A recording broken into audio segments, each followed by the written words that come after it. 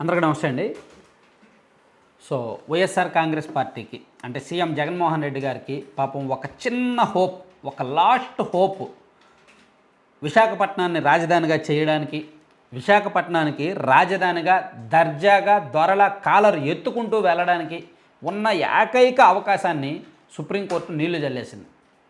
పాపం ఎన్నికలకు ముందైతే మాత్రం విశాఖపట్నం వెళ్ళలేరు, విశాఖపట్నం రాజధానిగా అఫీషియల్గా ప్రకటించి వెళ్ళలేరు అనేది ఫిక్స్. ఎందుకంటే సుప్రీంకోర్టు మన 3 రాజధానుల కేసుని ఏప్రిల్ నాటికి వాయిదా వేసింది.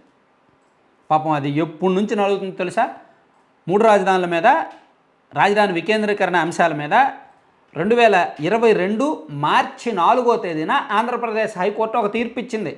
మీరు 3 రాజధానులు చేసే హక్కు రాష్ట్ర శాసనసభకు లేదు, మీరు అమరావతినే రాజధానిగా కొనసాగించండి, సో దీనిలో ఎటువంటి మార్పు లేదు, మీరు 6 నెలల్లో అమరావతిలో అభివృద్ధి పనులు కొనసాగించండి, రైతులకు ఇచ్చిన ప్లాట్లు డెవలప్ చేసి చూపించండి, అక్కడ అండర్ కన్స్ట్రక్షన్లో ఉన్న బిల్డింగ్లు పూర్తి చేయండి, రెండో రాజధాని అనేది ఏది వద్దు అని హైకోర్టు చాలా స్పష్టంగా తీర్పిస్తే ప్రభుత్వం సుప్రీంకోర్టులో అప్పీల్ చేసింది.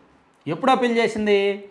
6 నెలల తర్వాత 2022 మార్చి 4వ తేదీన హైకోర్టు తీర్పిస్తే 2022 సెప్టెంబర్ 5వ తేదీన సుప్రీంకోర్టులో ప్రభుత్వం పిటిషన్ వేసింది. స్పెషల్ లీవ్ పిటిషన్ ఏదో వేశారు.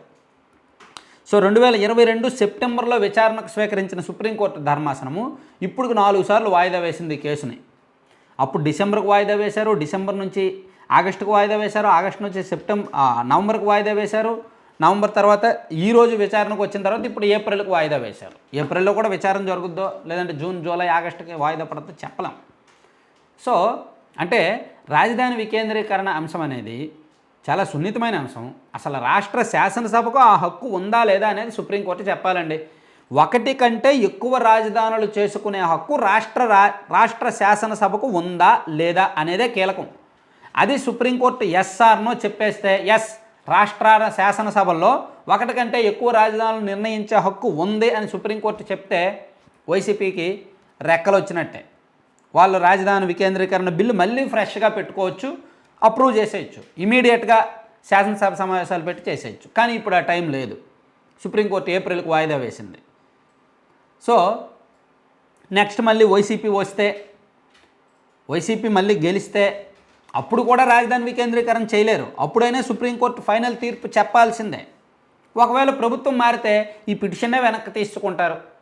బాబు, రాజధాని వికేంద్రీకరణ మాకేం అవసరం లేదు, మేము అమరావతినే రాజధానిగా కొనసాగిస్తాము, ఏదైతే హైకోర్టు తీర్పు ఇచ్చిందో మేము దాన్ని కొనసాగిస్తామని చెప్పి ప్రభుత్వ పరంగానే వేస్తారు. కాబట్టి కోర్టుల్లో పిటిషన్లు దాన్ని వెనక్కి తీసేసుకుంటారు. అప్పుడే ఇష్యూ ఉండదు. సో ఎన్నికలకు, రాజధాని అంశానికి, ఈ తీర్పుకి మొత్తానికి ముడిపడి ఉందన్నమాట.